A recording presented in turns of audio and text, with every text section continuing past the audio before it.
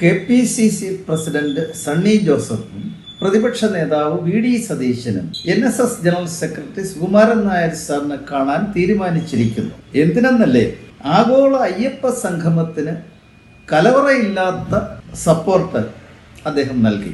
മാത്രവുമല്ല, കോൺഗ്രസ്സുകാരെയും BJPയെയും ഒക്കെ അദ്ദേഹം കുറ്റപ്പെടുത്തുകയും ചെയ്തു. അങ്ങനെ ഇടതുപക്ഷ സർക്കാരിനോടുള്ള തൻ്റെ ഉറച്ച പിന്തുണ അദ്ദേഹം പ്രഖ്യാപിച്ചു കഴിഞ്ഞു. ഇത് കണ്ടപ്പോഴാണ് സതീശനും സണ്ണി ജോസഫിനുമൊക്കെ ഒരു ആധി ഇളകിയത്. കാരണം NSSന്റെ വോട്ട് കോൺഗ്രസിനാണ് സാധാരണ ലഭ്യമായിക്കൊണ്ടിരിക്കുന്നത്.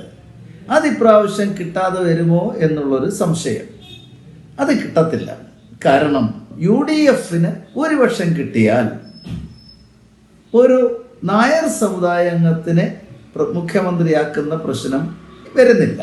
കാരണം ഒരു മുസ്ലിം മുഖ്യമന്ത്രി ആയാൽ എന്താ കുഴപ്പം എന്നുള്ളൊരു ചോദ്യം ഇവിടെ കറങ്ങി നടക്കുകയാണ്. അങ്ങനെയാവുമ്പോൾ ഒരുപക്ഷെ മുസ്ലിം MLA-മാരുടെ എണ്ണം കൂടുതൽ വരികയും കൂടെ ചെയ്താൽ തീർച്ചയായിട്ടും മുഖ്യമന്ത്രി പദം മുസ്ലിമിന് പോകും. മാത്രമല്ല, പിന്നെ മറ്റൊന്നുള്ളത്, ഹൈക്കമാൻഡ് എന്ന് പറയുന്നത് സോണിയാഗാന്ധിയും മക്കളുമാണല്ലോ.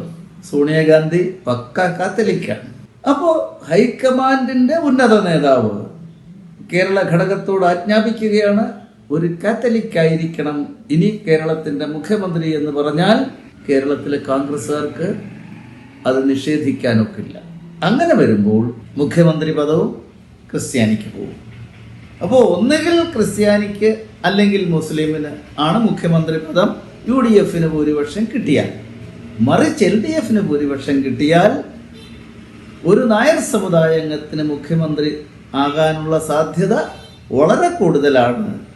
അത് ഉറപ്പിക്കാൻ കൂടി വേണ്ടിയാണ് സുകുമാരൻ നായർ സാറ് NSSന്റെ ആ പിന്തുണ LDF സർക്കാരിനും സർക്കാർ നടത്തുന്ന ഈ പരിപാടിക്കുമൊക്കെ ഉറപ്പിച്ചു നൽകിയിരിക്കുന്നത്.